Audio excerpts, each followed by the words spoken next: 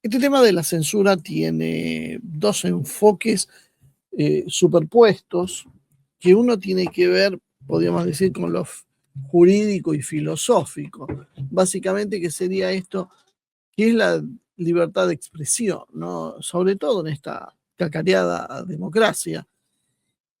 Y otro tiene que ver con el poder real, ¿no? ¿Quién fija las reglas del espacio público? En este caso nos vamos a dar mucho en el digital, y con qué intenciones políticas y geopolíticas, ¿no? Por un lado, se está dando un choque que acá en Sudamérica, en Iberoamérica, estamos bastante alejados, ¿no? Lamentablemente ni siquiera nuestros políticos dan para discutir estas cosas y todo lo hacen con tanta banalidad que se les escapan las cosas importantes. Pero a pesar de eso, se está dando un choque entre una Europa que podríamos calificar de reguladora y, y una versión que encabeza el trumpismo, que es un discurso de absoluta libertad de discurso, ¿no? Ahora vamos a ver los matices, porque no todo es como se ve a simple vista. La posición europea, básicamente, la posición europea en realidad lo podemos encontrar a Emmanuel Macron como tal vez su máxima expresión. Macron está haciendo todo lo que puede para tratar de ser la referencia europea en todos los campos. No lo está haciendo con mucha suerte si consideramos que, bueno, que difícilmente podría ganar una elección hoy en su propio país y es solo lo mantiene en el poder, podríamos decir, estas intrigas parasiegas que hay en todo lo que es Occidente, ¿no? Que básicamente responde un poco a la voluntad popular y sin mucho a la manipulación. Macron, en este caso, viene empujando con una idea bastante clara en este sentido, ¿no? Libertad de expresión en las plataformas no es básicamente algo sagrado, no es algo que no se puede tocar, sino básicamente esto tiene que ver con una caja de distribución logarítmica, ¿no? Es decir, según la lógica que plantea Macron y esta vez la Unión Europea, el problema no es qué opina la gente, sino cómo el sistema empuja a la gente a través de recomendaciones, radicalizaciones, monetización del conflicto, microsegmentación, opacidad en el entrenamiento de las inteligencias artificiales, etcétera. Y la verdad, en esto, a pesar de no ser precisamente un santo de mi devoción, Emmanuel Macron, tiene razón. Hay muchas cosas que son absolutamente claras, que tiene que ver cómo los algoritmos fijan de qué se habla, desde qué perfil se va a hablar, qué se puede decir y qué no, porque hay una serie de mecanismos que llevan a que se influya sobre la población en general. El problema es qué es lo que cada uno quiere que influya. En febrero del 2026, hace unos días, Macron dijo que había que la idea en general de defender la libertad absoluta de expresión era básicamente un sinsentido. Usó el término en inglés bullshit, si mal no recuerdo, o sea, básicamente un sinsentido. Como nadie sabe básicamente qué algoritmo fue el que te lleva a que las cosas funcionen como funcionan en las redes, él propone algoritmos libres, transparentes como condición para que haya una verdadera conversación democrática. Hasta ahí parecería ser, bueno, algo muy loable del francés, que parece que se tomó un respiro entre las intenciones de guerrear con Rusia y de armarse nuclearmente como escudo europeo, y ahora se dedica también a opinar sobre la libertad de expresión. Sin embargo, ese enfoque se conecta directamente con algo que hay detrás, que es el paquete europeo y obviamente también francés de la DSA, que son básicamente las obligaciones de diligencia y control para grandes plataformas. Entre otras cosas, pide la restricción a los menores, lo cual todos con un poco de sentido común saben que hoy, por lo menos con la tecnología actual, es absolutamente impracticable. Es imposible controlar quién está detrás de una pantalla, si es un menor o si no es un menor, y simplemente lo que se utiliza esto entonces como una excusa. Bueno, vamos a decir que no vamos a permitir tales cosas a los menores, porque en realidad no es a los menores que no les vamos a permitir esas cosas, sino que nosotros no se las vamos a permitir a los adultos. Pero usamos la excusa de ser menores, porque vuelvo a insistir con este concepto, imposible controlarlo. Es realmente imposible. Los padres pueden controlar a los chicos chiquitos, pero después olvídense. O sea, salvo que obviamente el menor no tenga acceso a un celular, no tenga acceso a una computadora, no tenga acceso a una tablet, a ningún dispositivo de comunicación, lo cual en un mundo como el actual es una absoluta utopía.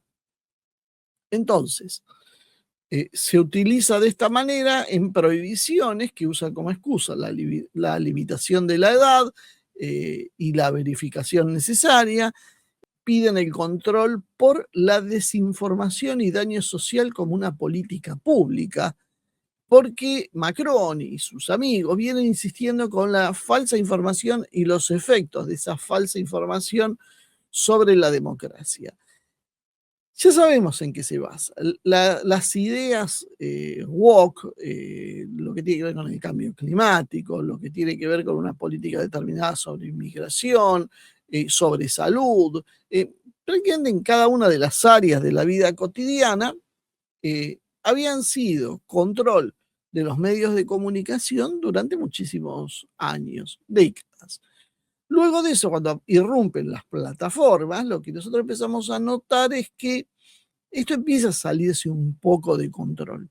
Y esto pone muy nerviosos a los poderes instituidos que intentan buscar distintos mecanismos como sistemas de chequeo, sistemas de validación, comités de expertos, que de distintas formas trataron de decirnos qué es lo que tenemos que pensar correctamente y qué es lo que no podemos pensar correctamente. Pero resulta que lo que están haciendo es imponiendo una forma de pensar, imponiendo una idea que encima es bastante contra natura, es bastante contraintuitiva, es lo que la mayor parte de la sociedad rechaza.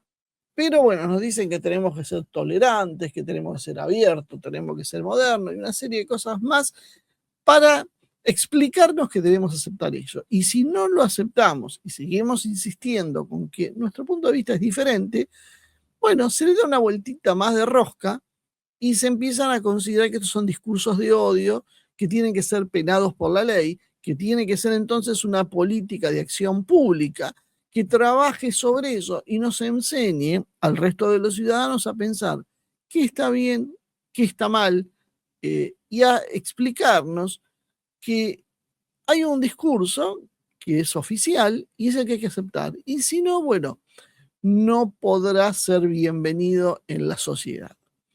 Lo vimos durante la pandemia en su mayor expresión de crudeza, porque directamente te eliminaban, pero, y te consideraban un delito lo que estabas haciendo. Sin embargo, en otras cosas estaba un poco más suave, pero ya existía la misma filosofía, ¿no? Que era la de la censura, la del portador del discurso de odio, que por ahí se busca en un caso muy extremo de alguien que es un racista, que llama a matar a alguien, para censurar en realidad al que denuncia por ahí cuando una minoría impone sus puntos de vista sobre las mayorías y obliga a transformar políticas estatales para encuadrar en una sociedad con un modelo con el cual no comparte la mayoría de la sociedad, ¿no?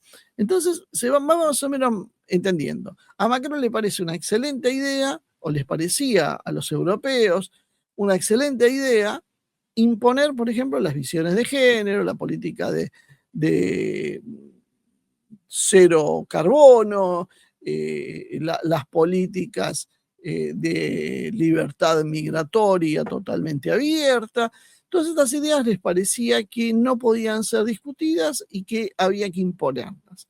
El problema fue que hubo una resistencia creciente política a eso y que primero se la trató de aislar, se la trató de explicar de que esto era algo impropio de cualquier ciudadano digno, y luego, cuando esto no funcionó, se empezó a presionar, primero para decir que son falsidades, que son mentiras, para esconderlo, y luego finalmente para que públicamente esto no se pueda hacer.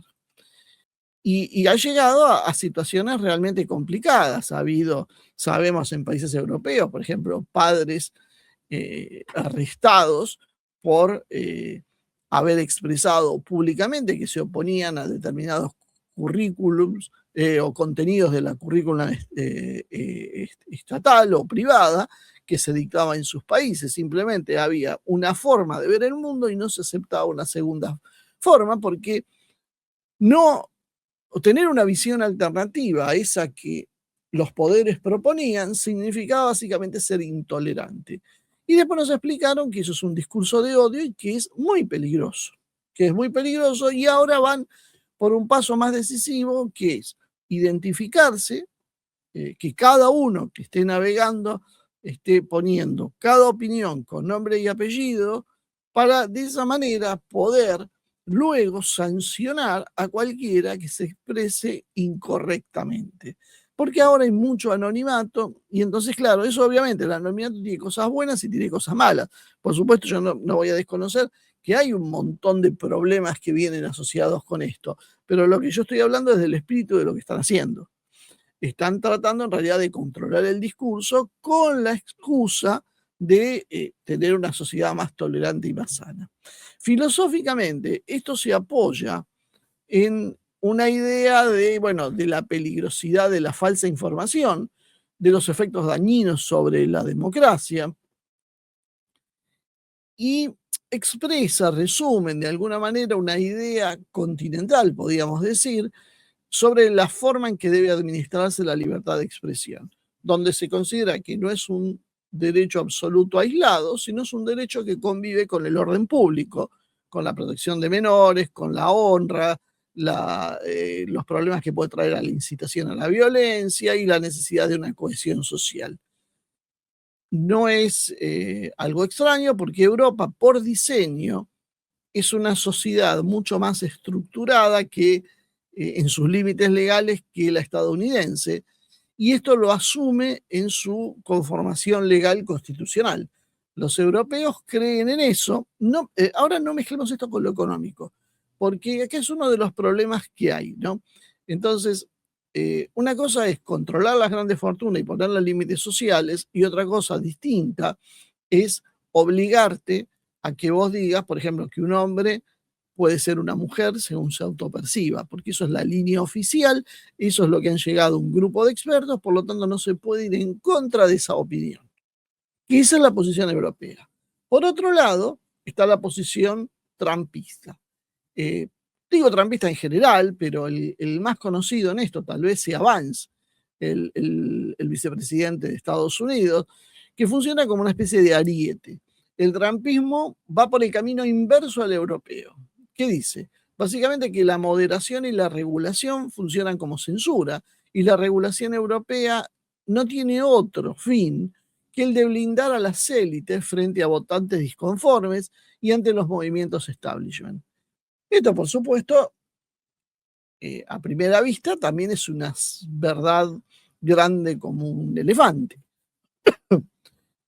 Todos sabemos precisamente que los europeos lo que están intentando es blindar a sus propios gobiernos y a sus propias élites a imponer un modelo de vida que la ciudadanía en líneas generales no termina de digerir. En algunos lugares lo digiere un poquito más, pero en otros no hay caso, la cosa no funciona, no avanza, y la gente empieza a tener conductas recriminables para el establishment, que es la de votar movimientos o apoyar movimientos o partidos políticos que se expresan en contra de estas ideas. De estas ideas que podemos definir básicamente como las que expresa el Foro de Davos, las que expresa John Soros, las que expresa las ONG y demás, ¿no? Esa estructura tiene un modelo social en vista que la mayoría no quiere y que se le opone. Y cuando se le opone, esa actitud tolerante se transforma en una actitud en realidad autoritaria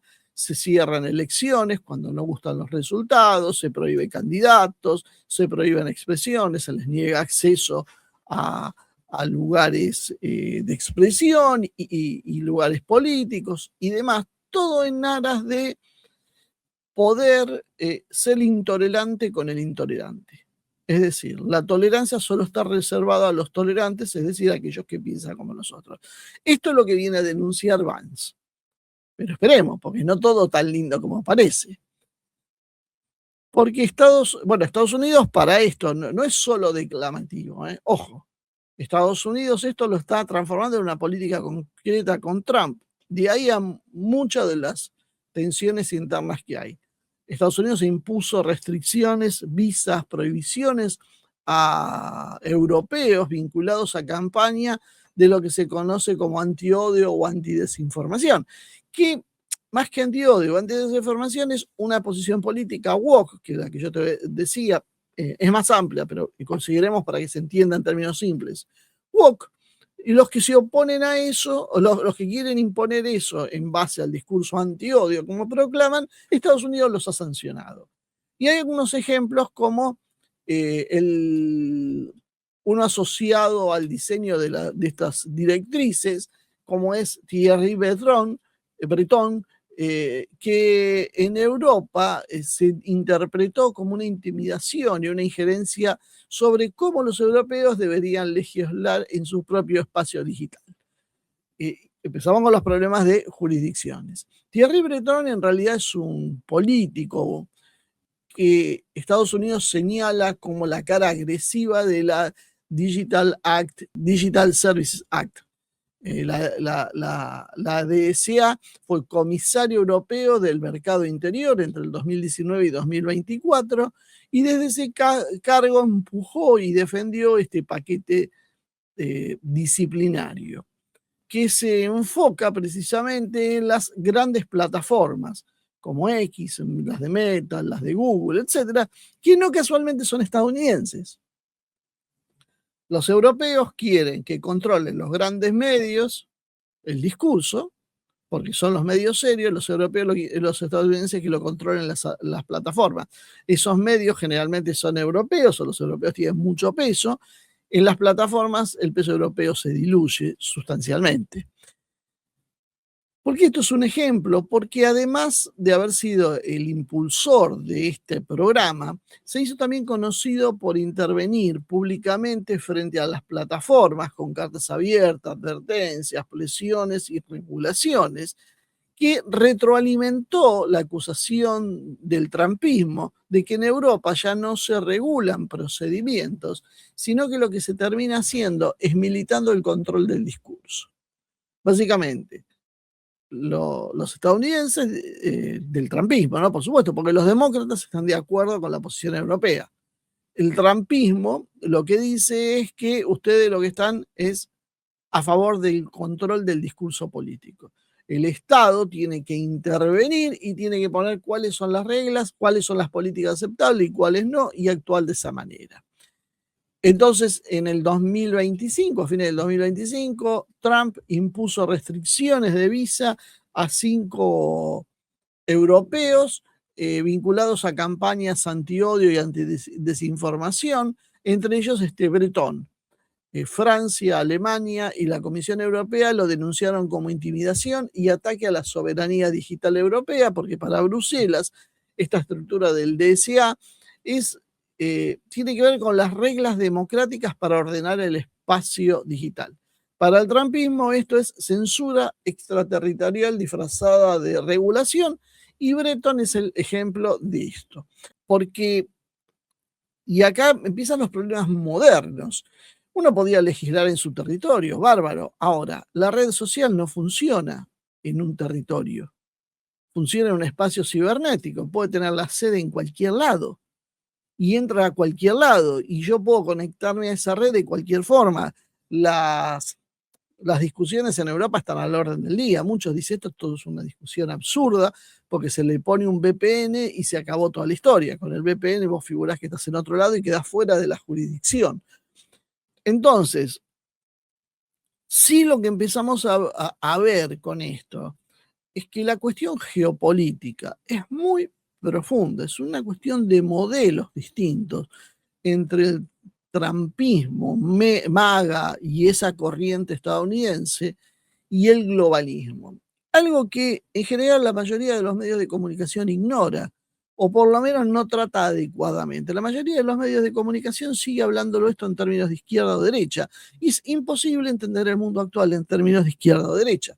Ni Trump es de izquierda, ni Trump es de derecha, ni la Unión Europea de izquierda, ni la Unión es de derecha. Son distintos modelos que no se caracterizan por ser izquierda o derecha.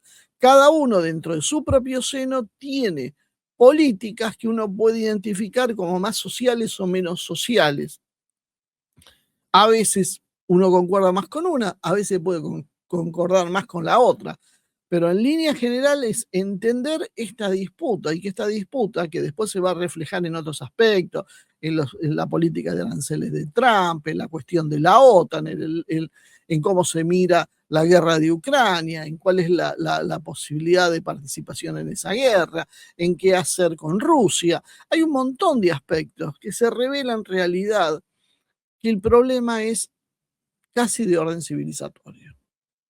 Culturalmente hay una gran diferencia entre la posición que tiene el globalismo, que se refleja en Europa, y la posición que tiene el trumpismo, que de alguna manera es la posición soberanista.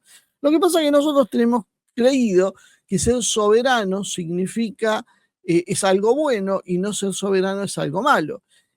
Todo depende. Ser soberano significa tomar las decisiones en sí mismo, pero se pueden tomar decisiones soberanas positivas o negativas. Esa es la distinción que hay que hacer. Entonces, cuando hablamos del soberanismo, entendamos que por ser soberano no necesariamente es bueno. Sí es una condición ineludible para tener un proyecto de país propio, porque ser soberano implica tener mi propio proyecto de acuerdo a mis decisiones. Ahora, mi proyecto puede ser bueno, puede ser malo, que es otro asunto, pero no puedo tener un proyecto bueno si no soy soberano, porque simplemente el proyecto se va a mover en función de intereses ajenos a los míos. Ese es el problema que hay en el fondo de esto. En lo que sería el tronco de pensamiento estadounidense, la cuestión pasa por algo bastante más simple de entender, la famosa primera enmienda de la Constitución, que es algo así como una especie de dogma civil que básicamente impide cualquier tipo de moderación, sea por la razón que sea, que se esgrima, de odio, desinformación o lo que sea. Todo eso tiene que ser rechazado. Porque, según creen los estadounidenses, si vos empezás a moderar porque te parece que está mal algo, porque desinforma, lo que vos vas a terminar produciendo tarde o temprano es moderación política. Es decir, vas a volcar eso a una acción política. Y los estadounidenses tienen en su filosofía, y ese es también el corazón del trumpismo, la desconfianza por el Estado. O sea, utilizan el Estado como una herramienta reguladora, o sea, saben de la importancia del Estado, pero lo desconfían cuando tiene que funcionar como árbitro en este tipo de disputas sobre qué se puede decir o no. Creo que en buena medida también porque ellos vienen de muchos años donde ese Estado fue usado para reprimir su discurso. O sea, el discurso que se oponía a estas ideas woke, a las ideas tradicionales, en Estados Unidos, y en Europa lo seguimos viendo, pero en Estados Unidos fue persecutorio. Se perseguía a todos aquellos, se los tildaba de violentos, no se los dejaba exponer en universidades, no se dejaba hablar en lugares públicos. Lo de Charlie Kirk, por ejemplo, es uno de los ejemplos de hasta dónde llega lo que la prensa presenta como tolerantes, pero que no vacilan en matar cuando la cosa queda mal planteada. Fíjense ahora en Francia, hay otro escándalo por un joven de 32 años, si no me equivoco, que fue muerto por un grupo antifascista. Y es muy curioso toda esta historia, porque en el imaginario popular hay unos que son violentos y los otros son todos hippies. Y no funciona esto así en la realidad. En la realidad hay violentos de los dos lados. Eso es absolutamente claro. Lo que pasa que, por ejemplo, cuando la violencia la ejerce un sector, Antifas y Black Lives Matter, por ejemplo, eso se consideraba una rebelión justa del pueblo. Ahora, si la violencia la hacen otros grupos, lo que te dicen es no, eso es un discurso de odio, son grupos xenófobos, racistas y demás. Entonces, lo que varía no es la acción en sí, sino la calificación, que en función de mi propia ideología la califico como algo bueno o algo malo. Y los Estados Unidos también tienen el sector trampista de MAGA. Ellos creen que es mejor tolerar cualquier tipo de basura de propaganda que tener una especie de ministerio de la verdad. Vendrían a ser como una especie de libertarios, pero olvidémonos de Milei, porque Milei contamina la idea de lo que es un libertario. No porque yo defienda a los libertarios, yo descreo básicamente de la idea del individualismo libertario, pero a veces hay coincidencias con estos libertarios cuando denuncian precisamente lo que pasa con los grupos de poder. Esto es, podríamos decir, lo visible, la parte clara, más o menos transparente, donde creo que más allá de alguna calificación, todos más o menos estamos de acuerdo en cuáles son los dos ejes de la disputa. Ahora, hay otra cosa que es real, que es la parte que se está omitiendo, que tiene que ver con de qué modelo estamos hablando cuando hablamos de democracia real. Porque si esto lo miramos despojado del maquillaje bondadoso que cada uno le pone, los dos bandos hablan de democracia.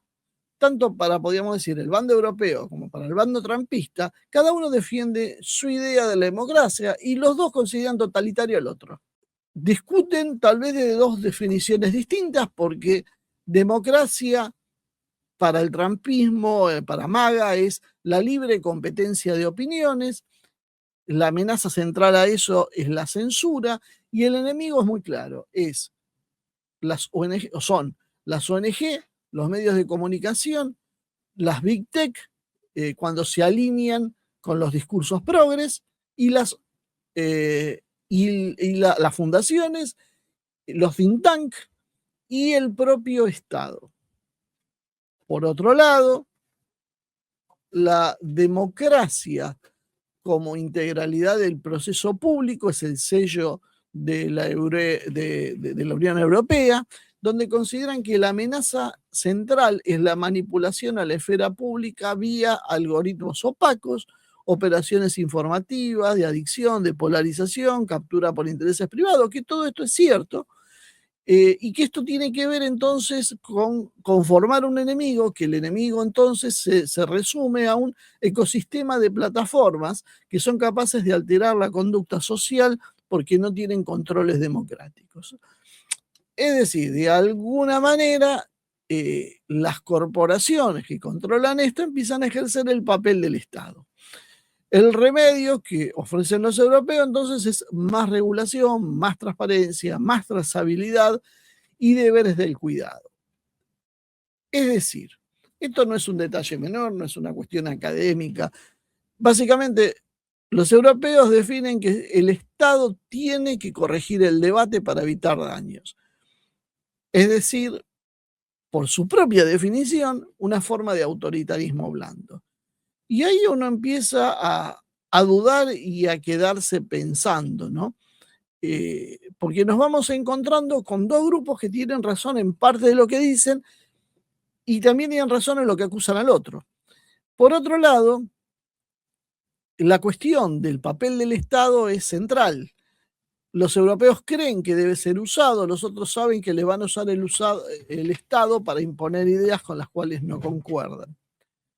Entonces, yo doy, por ejemplo, un ejemplo para que vean dónde estas cosas fallan. Por ejemplo, Francia hoy ha metido una iniciativa más que muestra hasta dónde llega la profundidad de esto, que tiene que ver con el clima y el medio ambiente, donde se habla de un frente de integridad informativa, ¿no? Francia critica las iniciativas internacionales contra la desinformación climática Y el entramado europeo empuja el concepto de información integral aplicado al cambio climático. Es decir, parte del discurso ambiental empieza ahora a tratarse en Europa como una infraestructura crítica de política pública. Pero esto es puesto debajo de un paraguas de desinformación climática, que al hablar de desinformación climática implica que esto es pasible de que se le retiren los contenidos, de que se le limite la publicidad, que se le apliquen sanciones, degradaciones algorítmicas, que es para que el algoritmo no te muestre, y eventuales marcos penales o cuasi penales en ámbitos específicos. Básicamente, ¿por qué? Porque buscan, por un lado, imponer una política determinada, que es la del cambio climático, el tema de las energías de carbón y toda esa historia, ya lo hablamos mil veces en este lugar, y sobre todo lo que quieren, lo más importante de esto es sacralizar una idea.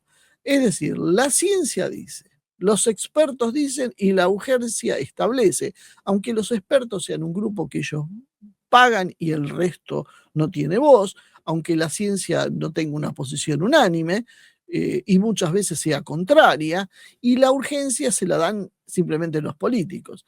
La tentación entonces es cerremos el debate, esto es así porque lo decimos nosotros. Punto. Y eso es donde abreva el trampismo que dice, para. Esto es en realidad un control social disfrazado de cuidado. Vos me decís que estás cuidando el medio ambiente, pero en realidad lo que estás haciendo es imponiendo una política, censurando al que se opone. Es bastante simple. Entonces, podemos discutir hasta qué punto hay desinformación o no, pero fíjense que esto pasa con la cuestión climática, pasa con la cuestión de género, pasa con cada una de las políticas woke que hoy hay en boga. En Francia ahora están haciendo una campaña redoblada para que la gente no consuma carnes. ¿Por qué la gente no puede consumir carne? Porque contamina. Entonces, claro, intentaron convencer a la gente que no tenía que contaminar consumiendo carne, que tenía que comer insectos, un montón de cosas. No funciona nada. Como no funcionó, ¿cuál es la segunda línea de acción? Presionemos a los productores. Empecemos por evitar y complicarle la vida a cualquiera que produzca algo relacionado con la industria cárnica. Por ende, encarecemos el precio y solo una élite va a poder comer ese producto y van a imponer su política. Y quien denuncie esto debe ser entonces censurado porque atenta contra el clima, atenta contra el medio ambiente, y por lo tanto atenta contra toda la sociedad y contra el planeta en su conjunto. Fíjense que partimos de una pavada, como comer o no comer carne, pero hasta dónde puede llegar y cómo esto funciona como una cuestión ejemplificadora. La realidad es que las razones reales tienen que ver mucho con otra cosa. Y que se esconden debajo de un debate moral en el cual todos nos metemos sin darnos cuenta. De golpe estamos discutiendo, bueno, si está bien, cuál es el punto de la censura, por qué deberían poner censura los algoritmos de las corporaciones privadas, o lo debería hacer el Estado, pero si lo hace el Estado lo hacen políticos corruptos, pero bueno, los políticos por lo menos los elegimos mal, pero los elegimos, mientras que a los mega empresarios que nos ponen sus políticas de comunidad no los elige nadie. Entonces nos enfrascamos en esta discusión, pero nos olvidamos de la parte central de esta historia, que tiene que ver que detrás de la libertad de expresión hay algunos movimientos motores, podríamos decir, duros, que son los que interesan en esta discusión. Uno tiene que ver con el control de la infraestructura política. Básicamente las redes son hoy una infraestructura electoral y no solo electoral, porque son los que imponen la agenda, los que movilizan la sociedad o la duermen, los que demonizan a una idea, a una persona, a un movimiento. Entonces, el control de esa infraestructura es clave. Regular esas redes es regular quién accede al poder y de qué manera. Entonces ahí empezamos a entender la verdadera pelea entre la Unión Europea y el trampismo, MAGA y demás. Se están peleando por quien controla la infraestructura que influye sobre el pensar de la ciudadanía. La gente piensa en función de lo que ve en las redes. Bueno, ¿quién regula eso? La propia estructura política, como aquí en Europa, o las corporaciones, como aquí en Estados Unidos, aprovechando que las corporaciones son propias.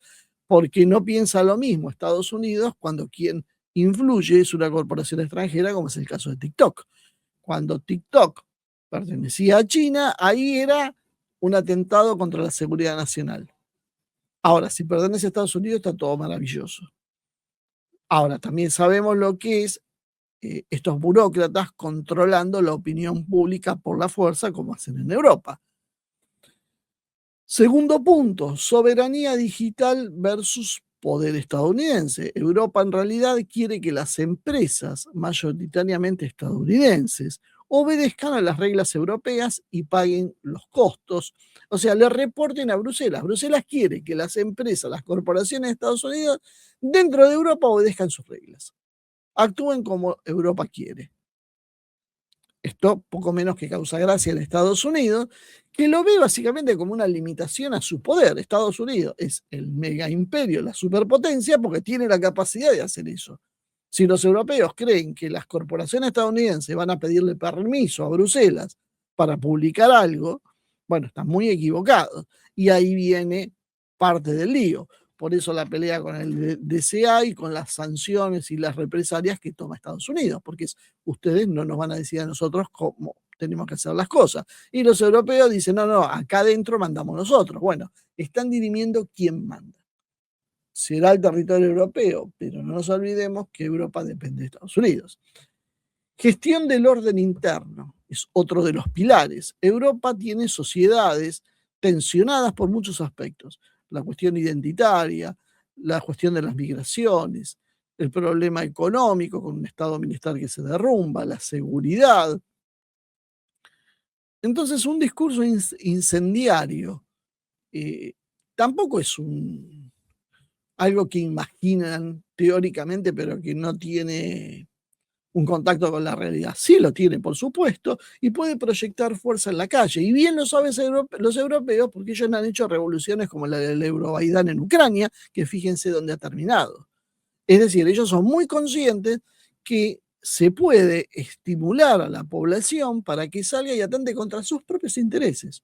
Y no quieren que les suceda a ellos, quieren ellos mismos manejarlo, porque ellos saben que si no, Estados Unidos con sus corporaciones le maneja la conciencia pública de Europa. Entonces, encuentran como fórmula un impulso regulador que es clave para el mecanismo de gobernabilidad. Eso es lo que intentan hacer los europeos. Otro punto es la inteligencia artificial y la denuncia sobre la opacidad. Y esto es cierto, porque la censura existe desde que el mundo es mundo, pero evoluciona y tiene distintas formas. Una de estas formas, entonces, es la que empieza a tomarse y a verse cada vez más clara como la inteligencia artificial, que básicamente no busca prohibir, lo que busca es orientar sutilmente. Es decir, vos utilizás los motores que tiene, no sé, cualquier ChatGPT, Gemini o cualquiera de estas inteligencias artificiales, y ellos no van explicando lo que está mal. No nos prohíbe nada, no hay una política de comunidad que nos prohíbe hacer esto o nos amenaza a cometer presiones, es mucho más sutil. Pero de a poquito va trabajando y te va formando una opinión. Si vos no tenés muy claro un hecho histórico o un porqué, la inteligencia artificial te da una visión. Y esa visión que te va dando es la visión que quieren los que programaron esto, los que lo hicieron o con la programación y las indicaciones dadas o con el tipo de material sobre la cual retroalimentaron esa inteligencia artificial.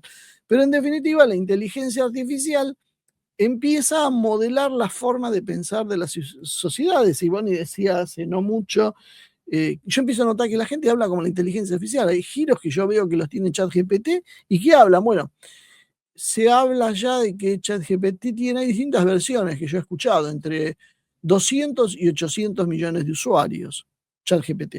Solo una. 800 millones de usuarios. Bueno, imagínense el potencial para yo influir en la forma de pensar de estos 800 millones de personas y sus familias. Entonces, lo que, lo que está pasando es bastante claro. El tema de la inteligencia artificial prende luces rojas. Macron entonces empieza a apuntar sobre el programa de algoritmos porque los controla precisamente rivales de él. Y esto toca el punto sensible, entonces, que tiene que ver con que yo no te censuro abiertamente, pero sí te conduzco a que pienses lo que yo quiero. Y eso en realidad también modifica la práctica de la idea de la libertad de expresión. Entonces, a esto deberíamos sumarle la geopolítica de las sanciones, que básicamente ya no son una guerra por las finanzas en sí o solo militar. Muchas veces pasa sobre el discurso, sobre la regulación, por el cumplimiento. Básicamente, eh, todo empieza a volverse una cuestión político-ideológica y no solo meramente técnica. Porque lo técnico en realidad es la plataforma donde se monta lo político-ideológico, que ese es el fin último. Entonces, si Europa intenta endurecerse, va a hacerlo de una forma de hacer compatible la democracia con la higiene informativa, es decir, el riesgo de que esto termine en una acción censora con corte paternalista, siendo bueno, porque si no va a ser mucho peor, existe, está presente, y esto es lo que también retroalimenta el discurso de los sectores antisistema, que se los considera en líneas generales de derecha, y la izquierda los del sistema, o sea, los que son antisistema en esto suele ser la derecha. Al revés de que lo que históricamente se creía que la izquierda era el antisistema y la derecha la que gobernaba, bueno, ahora esto se ha invertido. El trumpismo entonces va imponiendo una agenda que es presionar para la desregularización, y lo hace con un choque frontal con Bruselas, utilizando la combinación habitual de sanciones más presión diplomática. Entonces, el riesgo es que ese mercado libre que propone Estados Unidos en realidad termine siendo un campo fértil para operaciones psicológicas, bots, deepfakes y una radicalización como costo colateral. Entonces, sacamos de lado el discurso moral superficial y llegamos a una conclusión. Todo el mundo censura. La pelea es por ver quién manda la censura, cuál es la excusa, por qué lo van a hacer y qué método van a usar. Pero todos van a censurar.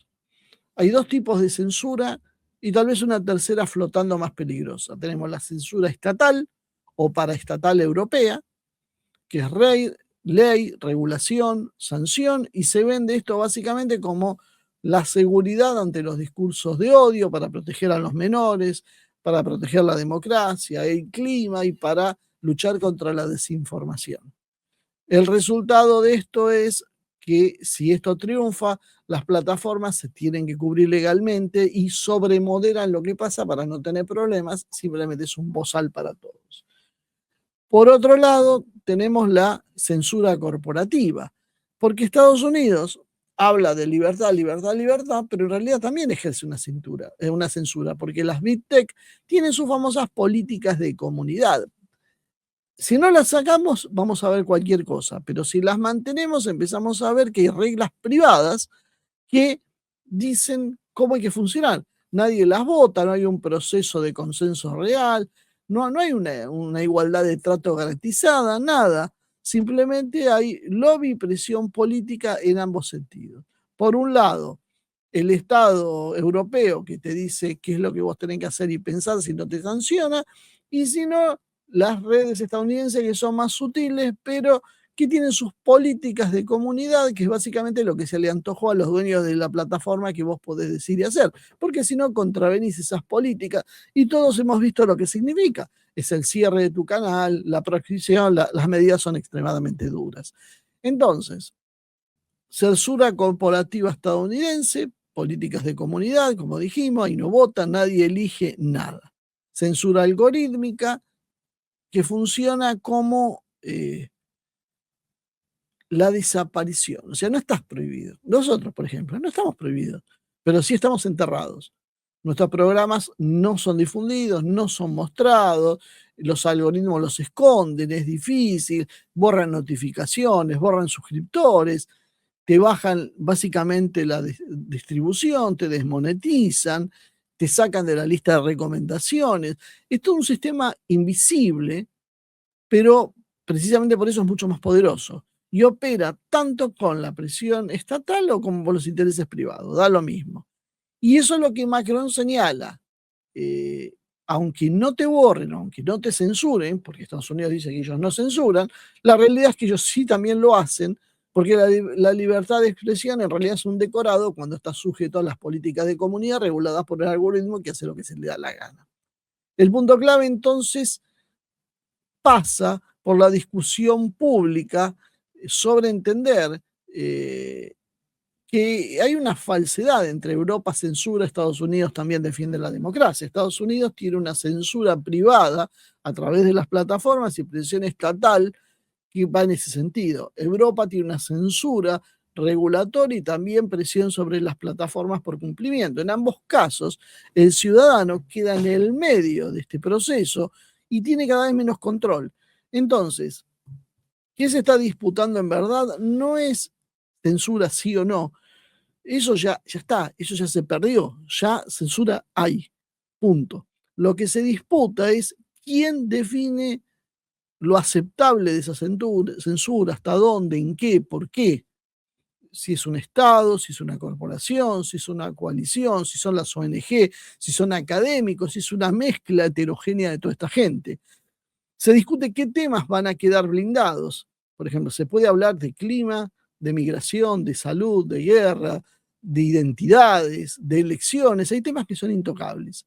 ¿Qué sanción se va a usar? Si se va a banear, si va a haber un shadow ban, un baneo, como esto yo decía, más oculto, si hay solo desmonetización, si hay multas, juicios, hay un montón de mecanismos que pueden usar para hacerlo. ¿Qué transparencia y debido proceso existe? Básicamente ninguno, porque las tecnológicas hacen lo que les viene en ganas, te dan para que vos apeles, pero nunca sabes quién responde, ni por qué, ni en base a qué. Pero en los europeos tampoco hay ningún tipo de apelación, todos funcionan de una forma muy opaca. Básicamente, si aceptás que todos censuran, entonces el criterio sería, bueno, minimicemos la arbitrariedad y la opacidad al menos. Aunque sea, fíjense a dónde nos llevan. Pedimos que haya unas pequeñas reglas claras, limitadas por categorías, de eficiencia estricta. O sea, a veces nosotros lo reclamamos acá. Por lo menos digan qué se puede decir y qué no y de qué manera, porque si no es mucho peor. Si no es mucho más arbitrario y te deja hablar menos todavía porque no sabes dónde están los límites. Y eso en general a la mayoría de la gente la lleva a hablar menos. Por otro lado, bueno, analizar la separación del Estado y de las plataformas, ¿no? Ver esta historia de los pedidos informales que hace el gobierno sobre usuarios, sobre opiniones, que es donde empiezan a hacer este proceso sucio de censura, no abierto. Y también analizar el ángulo geopolítico, que es el que básicamente nos interesa a nosotros siempre en este programa. Acá hay un choque claro, marcado, entre Europa y el trumpismo, y eso es en el fondo una discusión sobre la soberanía narrativa. Es que Europa quiere disciplinar las plataformas y blindar su orden interno, y el trumpismo quiere quebrar ese blindaje para ganar espacios en su coalición y obviamente de esa manera va a empezar a incidir en los propios gobiernos europeos. Mientras tanto, bueno, países como Rusia están con los brazos cruzados mirando los sermoneos en Occidente sobre la libertad de expresión y bueno, con alguna sonrisa como diciendo, vos, se siguen peleando, no entienden de qué se trata. La discusión entonces es, ya para cerrar, ¿quién administra la censura y con qué relato se vuelve aceptable? Si Europa lo hace, vamos a tener comisarios políticos, leyes, multas, todo con un halo de moral pública para defender menores, el clima de odio, el clima político, la democracia, qué sé yo. Si lo hacen los estadounidenses, va a ser con sus políticas de contenido, es decir, una forma elegante de decir, las reglas son privadas, son cambiantes, sin constitucional, es decir, hacemos lo que se nos da la gana. Y cuando el pleno político cambia, seguramente va a cambiar qué se considera daño, qué se considera odio y qué se considera desinformación. Lo que antes estaba censurado, ahora por ahí es lo que tenemos que decir, mientras que lo que antes teníamos prohibido es lo que ahora, lo que antes nos teníamos permitido es lo que ahora tenemos prohibido. El ciudadano básicamente mira y no entiende qué está pasando. Por eso, este choque entre Macron y Vance es más profundo de lo que parece. No están discutiendo si se controla o no, están discutiendo quién tiene la llave, quién es el que decide qué se va a ver, qué no se va a ver, quién va a imponer las sanciones y quién define qué es el bien común que va a regir para imponer sanciones. En ese terreno, entonces, la censura visible ya pasa a ser secundaria, es una cosa del pasado. Lo decisivo no es la censura visible, es la invisible, es el silenciamiento por diseño que sé que decir porque nos pasa a nosotros. Es esa cuestión de que ¿qué te prohíben? Nada. ¿Qué puedo decir? Nada, puedo decir todo, pero ¿qué es lo que pasa? No te distribuyen, no te muestran, te esconden, te sancionan. Bueno, eso es la forma actual de hacer censura. Eso comparado con otro que dice lo contrario, pero a ese lo empujan, lo muestran, lo recomiendan, lo felicitan, le dan dinero. Entonces, claro, evidentemente esto funciona de otra manera, más sutil, pero funciona y es más efectivo todavía porque es más difícil de detectar que si alguien directamente lo prohíben y no lo dejan aparecer. Y finalmente entonces aparece lo estratégico. Cuando el debate público se gobierna como una infraestructura, la democracia básicamente es un sistema de regulación de permisos. Hoy el clima, la guerra, la salud, la seguridad, lo que se les ocurre es lo que justifica la censura. Y mañana será otra cosa, porque mañana se les va a ocurrir otra razón para justificarlo, porque muchas de las que hoy están usando hace 1 o 2 décadas ni las imaginábamos. Van a cambiar el nombre, lo que no va a cambiar es el procedimiento, la función es lo que permanece. Entonces, es difícil en este punto elegir entre globalistas o soberanistas como si fueran santos o demonios. Básicamente es lo mismo. Hay que mirar el mecanismo, y si el poder puede regular lo que uno va a expresar, regula también lo que uno puede pensar. Y si regula lo que uno piensa, se puede gobernar y no hace falta hacer las cosas demasiado bien.